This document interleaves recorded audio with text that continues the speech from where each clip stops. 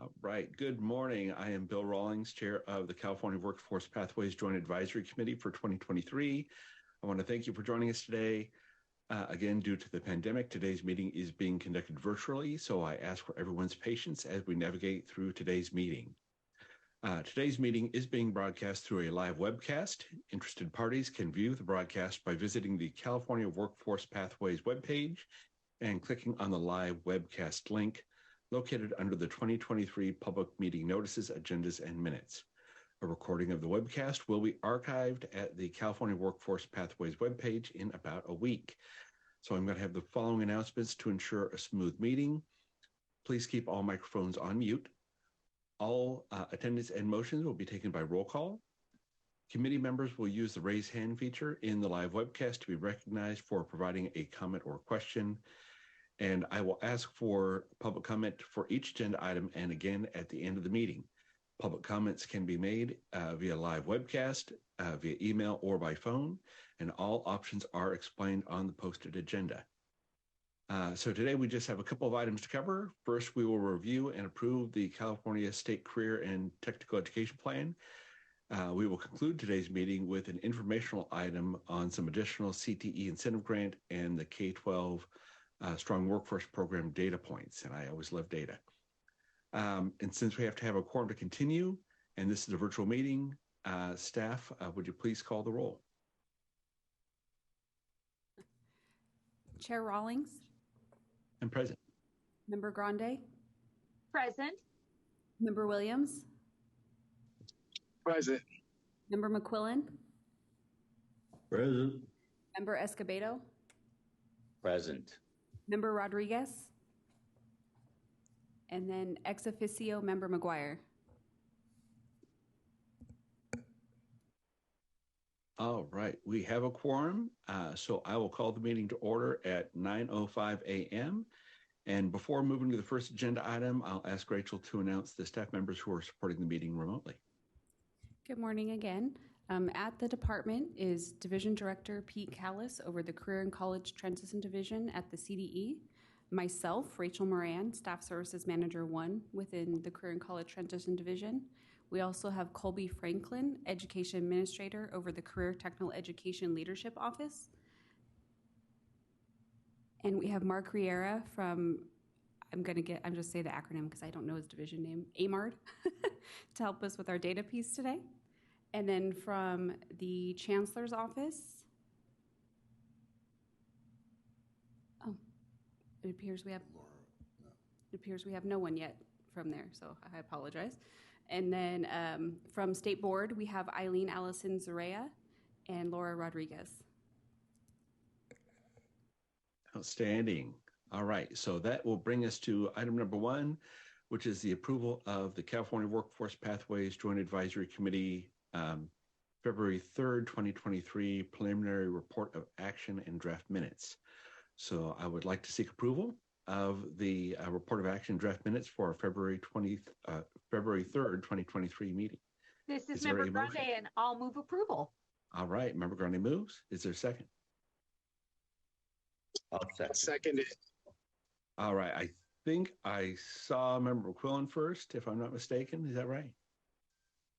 All right. So if that's correct, would we please call the roll? Chair Rawlings. Yes. Member Escobedo. Yes. Member Grande. Yes. Member McQuillan. Yes. Member Williams. Yes. Member Rodriguez. All right. And I think I might have messed up. Did we have a public comment on this item? Hold on a second. There's no public comment at this time. All right. And I am having a technical issue I need to straighten out real quick. So I don't have my agenda in front of me right now. So I'm going to have to take a pause real quick. Got it.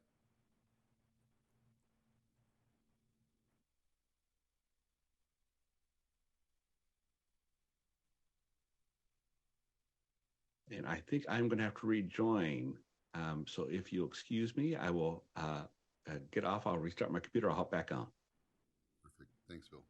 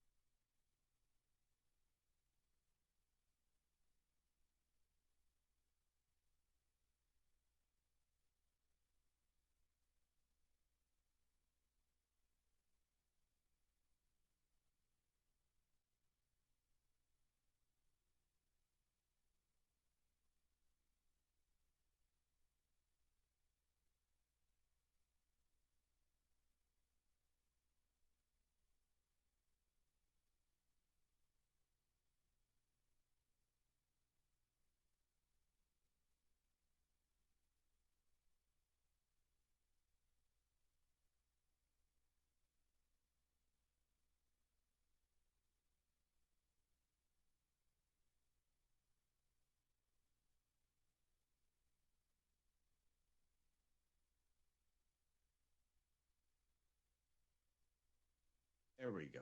There we go. Thank you, everyone, for your indulgence on that. My screen went completely green. We have no public comment.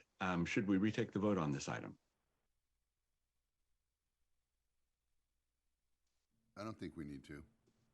All right. Any public comment? That being the case, then that brings us to item number 2. And so with that, I'd like to welcome Charlotte Cahill, Director from Jobs for the Future, and Pete Callis, Director of the Career and College Transition Division, to guide the committee through the final draft of the California State Plan for Career Technical Education.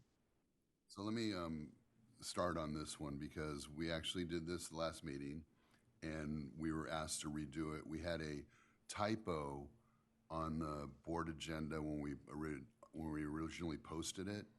And the original one was an old template that just said informational. And halfway through the posting that week, we realized it and changed it to informational action. We did take action, but since it wasn't posted for 10 days prior to the meeting with that action piece in it, we have to redo the item today and take action on it today. So that's why we're redoing this. And Charlotte will kick us off on this item. Great. Thanks, Pete. And hi, everyone. Excited to be joining you all today. Thanks for having me. So, as Pete said, I'll kick things off here by just providing a little bit of an overview of this project and the timeline, and reviewing the structure of the state plan for career and technical education, and say a little bit about the process for public comments that we undertook.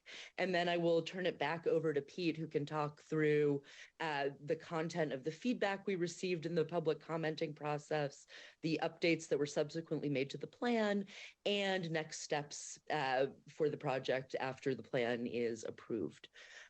So if I could get the next slide, please. To provide just kind of a little bit of a recap of where we've been so far. We started by engaging interest holders and conducting background research to really build a shared understanding of the context for this work, to identify best practices and lessons learned, both across the state of California and nationally. And we engaged interest holders across the state, and that included holding virtual focus groups with a wide range of interest holder groups from across sectors and geographies in California. As many of you will remember, we also conducted study sessions for this committee and bringing in sort of perspectives from across the country on lessons learned and to explore what changed, what's worked, and really what lies ahead as education and workforce systems continue to evolve with the changing world of work. And continue to be responsive to the needs of both employers and critically students and their career goals. And in those study sessions, we really started to talk about bold and visionary ideas and drivers of transformation and change for an equitable future of work and CTE in the state of California. So based on those inputs and feedback and guidance from this committee, we've since been engaged in an iterative process for drafting the state plan for CTE. We've presented drafts of the plan to this committee for additional guidance and feedback, and we engaged in a public comment process for public review and input on the plan. We've analyzed the feedback and inputs that we've received to date, and we're really excited to be sharing the latest draft of the plan with you all. Upon approval of the plan, we envision launching the plan through a process that will build awareness of the plan among key interest holders across the state, and in a way that really paves the way for successful regional implementation of the plan. And Pete Callis will share a bit more about this next phase later in today's discussion. And finally, this last phase of the project does include developing a set of metrics for the state plan so that we can make sure that we're really measuring progress and results achieved through the plan. Next slide, please. So in terms of the structure of the plan, this is really designed as a strategic plan that is setting a bold vision and key priorities and themes, as well as short-term goals and strategies and some longer-term areas of focus, as well as a call to action for achieving California's aims for student success and meeting employers' future workforce needs. The plan seeks to improve equity, access, and outcomes across the state's diverse geographies and diverse student and worker populations. It also sets a course to align and strengthen current efforts and build on previous ones to improve and leverage CTE. While the plan is designed as a strategic and visionary document itself, the next phase of this project, the implementation phase, will explore more concretely what state, regional, and local actors can do to drive toward the goals of the plan. Next slide, please. And so just to say kind of a word about the public comment process that we undertook. The draft of the plan being presented today reflects the feedback we received through this public review and comment process. The process included multiple email announcements of feedback opportunities, a 45-day public comment period, and a webpage available to the public to review the draft plan and submit written comments to CDE by email. Emerging themes from an early analysis of public comments were shared during the during a previous meeting of this committee, and this committee provided further guidance and feedback. Since then, we've reviewed the public comments and your feedback and have updated the plan accordingly. So I'll now turn it over to Pete Callis to say more about the content of those public comments and the updates made to the plan, as well as our next steps. Thanks. Pete, I'll turn it over to you. Thank you, Charlotte. So looking at the overview of the comments that we received, we went through this. Also, our JFF partners went through these, came up with basically the themes of what we got in the public comment period, along with comments that we received in the past. And we need to keep in mind with this plan, it's not a mandated plan in statute, anywhere in California statute. This was a plan decided that we would do this as providing guidance to the field. And when we provide guidance, we cannot mandate items within the plan. So it's basically a plan to provide guidance for them to assist the field with developing local and regional planning for pathways and CTE programs. So looking at the themes, again, teacher shortages, there's comments about funding, asking for specific dollars for specific programs, along with revisiting the formula for CTIG, data collection comments, and we do have some data collection within the plan, guidance for collecting data for their regions and their local work plans. Barriers to work-based learning, there are some requests on that.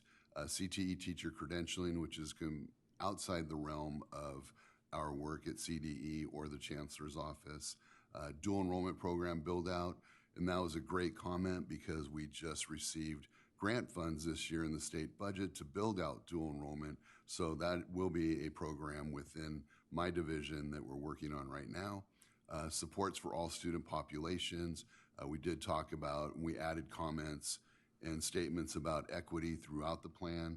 There were some comments on the CTSOs, the Student Leadership Program development, and those have their own set of funding, and we could not put any additional requirements for CTSOs in the plan. And then opportunities for career and college. And if we look at some of the work that we're doing currently, we also received funding this year to build out college and career pathways. Through our Golden State Pathways program, we received $500 million. So it is a separate program, which we could not include in this plan, but it'll work side by side with this plan to build out pathways across the state, and not just CTE pathways, but pathways outside of CTE programs. So these were the themes that we found throughout the plan.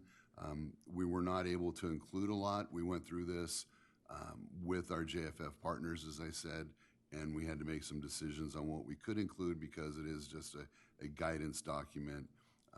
It is not set in statute. So that's where we are with the public comments that we received and what we could do with them. Updates and modifications, previous versions, we cleaned up formatting and structure. We removed language with negative connotations within the body of the plan, and we restructured statements so the plan could be used by any region in California. Our next steps are to publish and announce the California State Plan for CTE, provide support through regional implementation of the plan, and as Charlotte described with our town halls that we will be having, there'll be more opportunities for interest holder input through the town halls. And as they develop their regional plans, and they can make decisions locally, because we are a local control state, on what they want within their regional plans. And we can assist with the development of their implementation plans regionally. And back to you, Chair Rawlings. All right. This is all really great information. So I'll start by seeking a motion for the approval of the California State Plan for CTE. So is there a motion? I would like to make that motion. This is Member Grande. All right. Thank you, Member Grande. Second. Member Rodriguez, I'll second. Member Rodriguez, thank you. All right. So comments from committee members. Any thoughts? I will just start us off by saying thank you all for the hard work, especially Charlotte and your team out there. I think, as we have taken a look at how we provide this guidance, there are some really great opportunities for alignment, like we talked about with the Golden State Pathways and everything. But one of the things that does is it also clearly highlights where we have some challenges, right? And as we get into the regional discussions and those challenges become a little clearer, I think it'll give us a chance to really develop the proper solutions that each region needs, right? I think each region is going to have their own peculiarities, their own priorities, and really taking a regional approach to this, I think, is a really great thing for us to do. Member Grande, I see your hand. Thank you, Chair Rawlings. The conversation about the state plan for career technical education originated as we were populating our application for federal Perkins 5 funding. And I am so glad to see that we are at the point we are today, understanding where our gaps are, where we're exceptionally doing well, and how we can continue on this pathway to really elevate the work of career technical education faculty, the outcomes of career technical education programs, and the benefits that are going to, of course, be for years to come. So thank you very much for all the work that you have done on this particular item. And I am very much looking forward to seeing us operationalize these and encourage members of our community, our K-12, K-16 community, really to propel career technical education forward for our state, for our local economies, as well as for the lives that our students will end up embarking on because of the benefits of career technical education. Thank you. Thank you for that. Member Williams. I just wanted to congratulate you on getting this done. I know it's a lot of work to pull something like this together and try to make sure that you're incorporating everyone's feedback. So congratulations. And, I'm still fairly new to the committee, so forgive me. I don't really know what the capacity is of the CDE office. I have an understanding of the chancellor's office. And so my question is around marketing dollars and how this will get rolled out to the field. And is there the capacity to start presenting this at conferences? Is there going to be any branding done around this? Because while it may not be a requirement, there's a lot of good stuff in there. And so, will you have funds to try to convince people to implement this, or at least parts of it? Great question, because I have an MBA in marketing, so it's my passion to really get these things out to the field. We do not receive funds for marketing at CDE. So I guess my salary would be our marketing budget and getting the word out. I was just down in Los Angeles on Wednesday speaking at the LA County Office of Education. They had a CTE symposium, and I talked about the plan there, and I encouraged them, all the participants at the symposium, to participate in the interest holder town halls and be involved, because it's their region, it's their local areas that they need to develop this plan out for. And so everywhere we go, I talk about this plan. And we had our Educating for Careers conference at the end of February. I had a captive audience of about 2,500 folks, and I talked about the plan there. And I also do a state of the state, and we do regional quarterly meetings also. So we do promote this. We will come up with ways to market it better and actually market all of our programs better. We're a hidden secret, and you'll see in the next item that we have that what we're going to discuss on some results that we found and some other data pieces that we were looking at. So, as much as we can get it out, we will, and we will work on more strategies for marketing of the plan. And Joseph, thank you for that. I think one of the other things we could do is, as members of the Joint Advisory Committee, get out and talk to our constituencies about it. Particularly, I was thinking about the CCC AOE conference that's coming up. I know Jelena gets involved in that, but we all have a another board that we're part of that we could talk about it too, but also each of our board members, I think will find this really interesting, really beneficial, and hopefully we can get them out there and talking about it.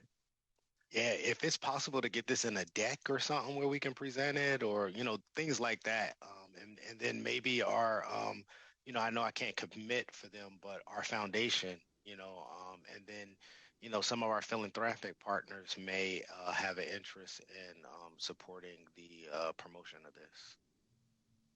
Right. Now, I would like to add that, we have Chamber of Commerce in many regions that they have a budget, obviously, to market, and really good to leverage business as well. And we can put a slide deck together, a short deck for members to use when they're out presenting at conferences or meetings. Absolutely. We'll put something like that together for you. Yeah. Thank you for that. And thank you for bringing up that point, Member Escobedo. I see Member McQuillan. Yes, thank you. I just want to say thank you for all the good work on this plan also. And I agree with all the comments made. Chair Rawlings, you talked about the regional approach, remembering how large and diverse our state is, one size does not fit all, and the partners that we have out there are very diverse depending on what region you're in. So I like that idea of regional. And I agree with the need for marketing and getting it out there to our partners and all the colleges out there and various partners. So, yeah, thank you.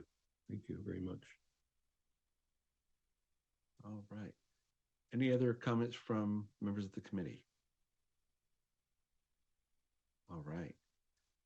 Seeing none, are there any public comment?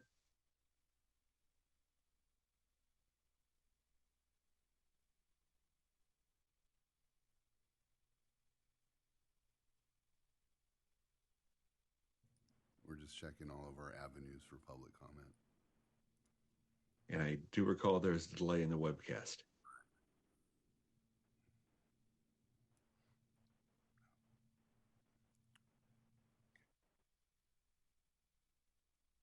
There appears to be no public comment on any of the 5 ways to public comment at this time. All right. So if there's no public comment, we are ready to take the roll. Chair Rawlings. Aye. Member Grande. Aye. Member Escobedo. Aye. Member McQuillan. Yes. Member Williams. Yeah. Yes. Member Rodriguez. Yes. All right. And I believe we had Kristen McGuire on earlier. Is she still here? I am here. You are? Okay. Yes. You're all good with this? Yes. All right. I didn't hear my name. Yes. Oh, okay. I always want to make sure we at least get some advisory consent, if nothing else. And so that motion passes, and the California State Plan for Career Technical Education and the recording of today's broadcast will be available on the California Workforce Pathways webpage. And again, that will be in about a week. So that will get us to item number 3. And so I would like to welcome back Pete Callis, Director of the Career and College Transition Division, along with Thomas Bjorkman, consultant with the Analysis, Measurement, and Accountability Reporting Division, to present additional data metrics for CTIG. Thank you, Chair Rawlings. Thomas is actually not here today, so Corey Benton will assist me from AMART. I just received a message from Thomas not too long ago that he could not attend. So, all right, Corey's been shitty. I know that we talked about data metrics back at our November meeting, and we went through all 6 of our metrics. I'm just going to do a quick overview of the data metrics. Working with our AMAR team, which is a phenomenal data team, we have been looking at other avenues for data to reflect on CTE programs and what they do for our students across the state. As you recall, we have 6 data metrics. And metric 1, number of pupils completing CTE coursework, which means if they're a participant or a completer So we measure all of these outcomes. And in the past, we've only been able to do indicator 1A and 1B. We're still working on, we have data on 1C and 1D going forward. Metric 2 was all about high school graduation and how our students in CTE programs do with their graduation completion in high school. And we've seen some really positive results for our CTE students that were participants, and then as completers, their high school graduation rates were even higher than the state average, much higher. Metric 3, number of students meeting academic career readiness standards is defined in the CCI that's on the dashboard. And number of, like indicator 3A, the number of pupils meeting a score level of 2. And we saw that, again, with this indicator, our CTE students were performing above the state average for metric 3. Metric 4, the number of CTE pathway completers obtaining industry recognized certifications. This is one of those metrics that we're still working on collecting data. We don't have this data in our collection system as of yet. So still working on it. We're hoping to have this sooner rather than later. And looking at the cradle to career system, that should have some of this data going forward once that is completely in place. Then we go to metric 5, the number of students employed and the types of businesses which are employed. And this is based on survey data that we receive currently. And we're hoping that this metric will appear in the cradle to career system so that we have a better measure of where our students are after they graduate from high school, if they're really going into the pathways that they studied, or what pathway they switched over to for their career. And then metric 6, we have the number of CTE pathway completers enrolled in post-secondary, and we do have some of this data. We do not have 6B yet that are enrolled in state apprenticeship programs or any form of job training as of yet. So 6B and 6C, we do not have the data for this metric. So as we discussed these 6 metrics, we're brainstorming around what else can we look at that really reflects the success of our CTE programs. And so some of our additional pieces we looked at, and one of the main focuses, what I'm going to talk about today, is around CTE programs and their impact on student attendance. And as you look at this, this is for the cohort of 2020, 2021 students. There's about 500,000 students in this cohort. As you can see, the largest group is the non-CTE participants. And so their attendance rates, as you look at that, the cohort of 2020-21, for the non-CTE participants, we have a attendance rate of 86.7% for those students. And as we work our way down this table, you can see the CTE participants, which is a single course that they've taken in CTE. It's a group of about almost 89,000 students. We had their attendance rate is 92.6%. Wow. So it's about 6% higher, right? As you look at the dabblers, who are students that take more than one CTE course, but not in the same pathway, their attendance rate is about 2% higher over the non-CTE participants. And then if you look at the CTE completers who have completed a pathway, they're about 10% higher than the non-CTE participants. And it's a pretty large number. We have 80,000 students in that group of completers. So looking at this piece and the success of our students that are in our CTE programs, it kind of tells you a story of they're coming to school, they got to be engaged if their attendance is that at that high of a rate. And so it shows that our CTE programs are making a difference for those students. And looking at some of the current legislation that will be coming out, I've met with some assembly members, staffers, and assembly members, and they're looking at CTE programs for all. They want to see CTE programs across the entire state and not just in schools that choose to, but they want CTE programs where students choose that their school needs to have a CTE program. And so we're looking at legislation coming out on that probably sometime this year and a bill for that. So I asked for a deeper dive on this attendance data from our AMART team. So of course, Corey did our deeper dive for us. And then so we asked for attendance by gender. And the numbers are pretty much the same, improving with each type of CTE student. You can see our non-CTE participants by gender.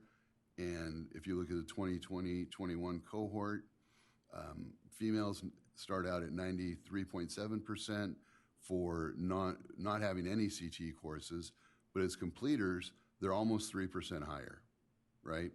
And then males are about the same. They're about 3% higher. And then the same thing for our non-binary students. They are almost 7% higher in attendance rates. So we looked at this piece, and then 2020 data for attendance was not available because that was our pandemic year, so that we don't have for these students. Then we looked at impact on students' attendance, and we did it by race cohorts. And very similar numbers in growth, and this chart goes across from left to right.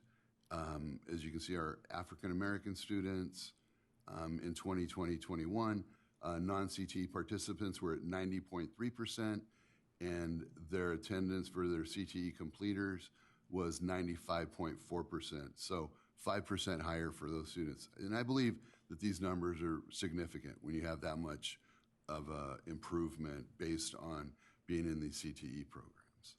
So these are, the numbers we have, and it makes me feel good that our programs are making this difference in the state for all of our students. So you can see that there's improvement for all of our groups. Our Asian students start out at 97.2. The completers are at 97.9.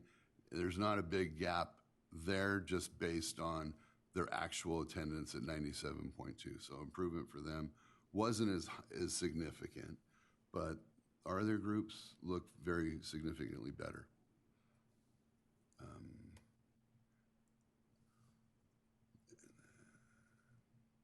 And then same thing on sample size for our socioeconomic SED students. So improvements for them also.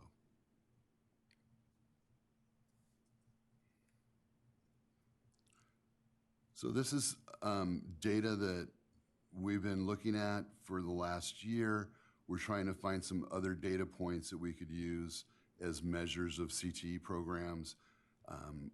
And this is one of the ones that I know we've talked a little bit about in previous meetings, but I wanted to bring it to members' attention to be possible consideration for a data point and a data metric for the future for our CWPJAC meetings and our CTE programs.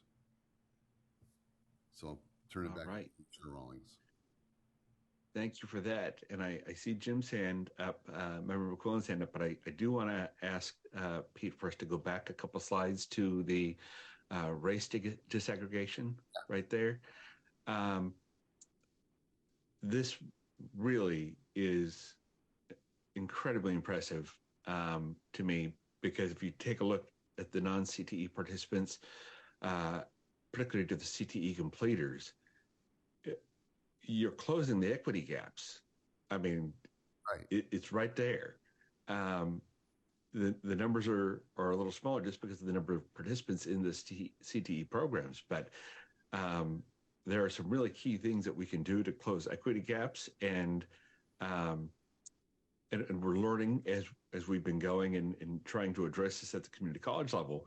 But these CTE programs are really demonstrating the outcomes that we're looking for. And I'm just taking a look at the Native American breakout, and that is really a very good thing to see. It's very exciting to see this. And so I'm really happy that you had this data and that we'll be able to dig a little deeper and use this moving forward. So with that, Member McQuillan. Yes, thank you. I share your excitement in this data, Chairman Rollins. It's great. It's good to see, especially, we just heard the report this week of all the attendance problems throughout the state, with lots of different subgroups struggling with attendance and what they call chronic attendance problems in the K-12 system, and huge jumps in that where students are struggling with chronic absenteeism throughout California post-pandemic, we hope, and all the attendance problems. So this is so good to see. With that deeper dive, I'm just wondering, are there other themes that we saw in certain maybe classes that were more popular that showed this greater attendance? I'm just wondering if there were other themes in this, in the deeper dive. Thank you. Yeah, that's one of my next dives, right? Is looking at the pathways, right? We don't want to take pathways away because we want to allow for that variety for students that fit their interests, but we also want to look at which industry sectors, which pathways are really motivating these students. So that'll be our next piece to look at, but thank you for bringing that up. Yeah, so we will look at that next and bring that back to one of our next meetings. And on a similar theme, I was wondering, do we have a regional breakdown on this data, like disaggregated by region? That would be another thing I'd be interested in seeing if you've got it. Corey, is that something you believe we can pull from this data, do it by region, if we break out which regions? Yeah, if the regions are specified, what either counties or districts are within those regions, then absolutely. Okay. Wonderful. Appreciate that. I think the Chancellor's Office might be interested in seeing something like that. With that, Member Williams. I just want to, and y'all, if I'm off, please set me straight. I just want to respectfully challenge the thinking because, we're California, and when you look at the numbers, it looks like a small pilot when you think about the total population of students that are in California. And so I really want to be careful that we're not addressing the equity gap. I mean, within this cohort of students we are, but when you think about the total universe of students in California, like I think we have to really be mindful. And so, I really think the conversation is most people work. Like most people in California go to work. And so why isn't CTE being integrated into the regular academic program so that it's touching more students? I mean, for California to only have, what is this, like so this is 200,000? No, understand, this is a cohort of 500,000 students, and it's a graduating class. But I mean, how many students are in California, though? Like, 6 million. Yeah, that's what I'm saying. The number, we should be talking 2 million students that are in, CTE, right? Shouldn't we, or no, am I off? So there are 2 million students in CTE programs in California. Okay. So this is just, we have to break it down by a cohort because this is how we do our data. And this is the graduating class of 2020-21, right? So all the seniors. And so for us to look at like completer data, most of the time they don't become completers until their junior or senior year. So what's the universe that we're looking at for seniors? How many total seniors are we talking about? The 500,000. Well, I'm saying the universe for seniors total. In a cohort? No, California. You get what I'm saying? Because you have your non-CTE students. So is it 1 million seniors? And then we're talking about, 500,000 of them are in CTE. You get what I'm saying? No, the 500,000 are all of our seniors. Oh, total. Okay. Total. Okay. I'm sorry. Yeah. Okay. So the 500,000 are all of our seniors from that cohort that should be graduating in 2020-21, right? And what percentage of the 500,000 are in CTE? So we had let me go back really quick. Because it gives it context. You get what I'm saying? Like, No, I totally yeah, get it. yeah, yeah. This slide right here. So of the 500,000, 182,000 did not take a CTE course in their 4 years of high school. Okay. Okay. Okay. So about 40% Okay. did not take CTE. And my goal from all of this and looking at this is what you're talking about is being able to provide CTE to any student that wants to be part of it, or at some point making CTE part of the regular ed graduating program, right? Mm-hmm. That's the goal. You look at some other states that are already doing something like this, and I haven't looked at their data, but I know that just looking at what we're doing, and if we can get this to grow further, I think it's like what Chair Rawlings said, it's going to start narrowing that achievement gap overall. Yeah, indeed. Thank you. Thank you for for clearing that for me. Thank you. No, of course.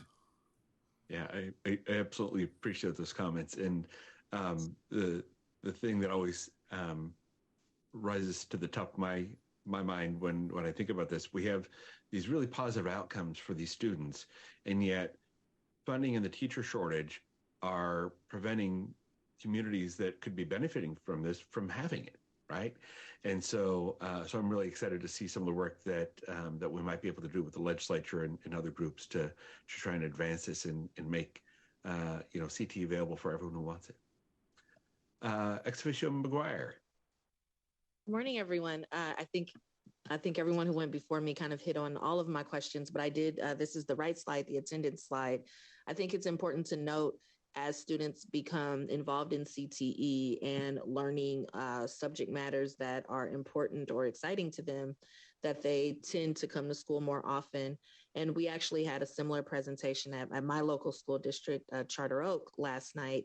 And, when we have more students attending school on the K-12 side, it does allow us to be able to make some of those staffing decisions and improve our ADA. So I think the CTE pathways are really important to make learning real and enjoyable for students. So it's always good. Data is always good because, it helps us form opinions, make decisions, and the numbers don't lie, right? We can come up with whatever narratives we want, but like Member Williams, being able to have that context and really think about who we're reaching, if we are actually helping solve equity, all of that is really important.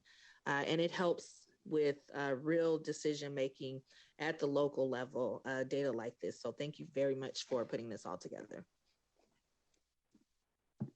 Thank you, Member McGuire. Member Rodriguez. Yes, good morning. Thank you. And this is very hopeful data. Thank you for sharing this, Mr. Callis. As Member McQuillan said, we talked about the chronic absenteeism at our state board meeting yesterday and the concern around that. One of the things that I've noticed in my years as a high school teacher is that students who have maybe been disengaged with academics, when they find a pathway that they're interested in, in specifically culinary arts, health pathways, engineering, they have a purpose, right? Like that whole question of, why are we learning this? When am I going to use this in my life? And what I've seen time and time again, that the CTE classes give our students a sense of purpose. And I was speaking to a principal at an alternative high school here in El Centro in Imperial County. And she was telling me about the pathways that they have for their students and how they just, again, feel a sense of purpose. And I told her I'm looking forward to going and visiting and seeing what they're doing, because it's very exciting to me, right? A lot of times by the time that a child makes it into an alternative high school, it's really hard to bring them back. And here they're engaged in careers and planning on going to college. community college for that reason. So this is really inspiring and hopeful. Thank you. Thank you, Member Rodriguez. Are there any other comments or questions from members of the committee? All right. Seeing none, we will ask for public comments.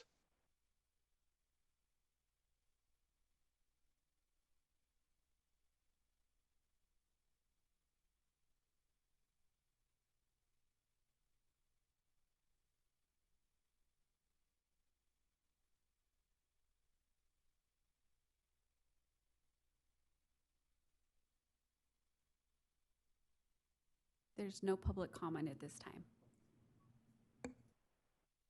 All right. I did see one in Q&A. I don't know if that's something we need to report or not. I apologize. That screen was, Q&A was not showing up for me. Bright M. Stock says, not a question, just a comment. This data is so exciting. I've worked in CTE Voc Ed for over 30 years, and this data just makes me smile.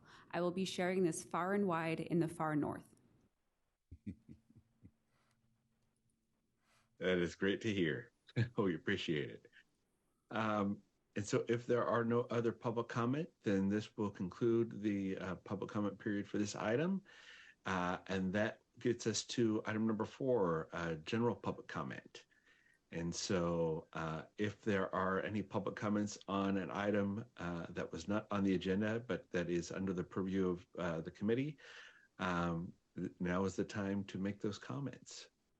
So are there any general public comments?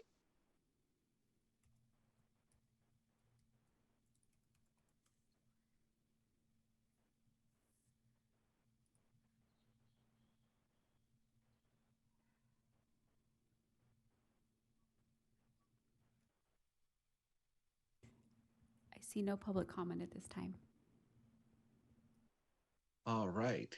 And if there is no other comment from members of the committee or any additional thoughts you'd like to share, then that will conclude our meeting. So this is one of our quicker meetings. So I'd like to thank everyone who attended and provided comments. This was a really exciting, informative meeting. We have our next meeting scheduled for May, but we don't have a date specified yet. So keep your eye out for that.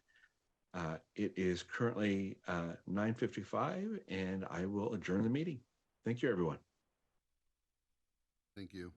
Thank you.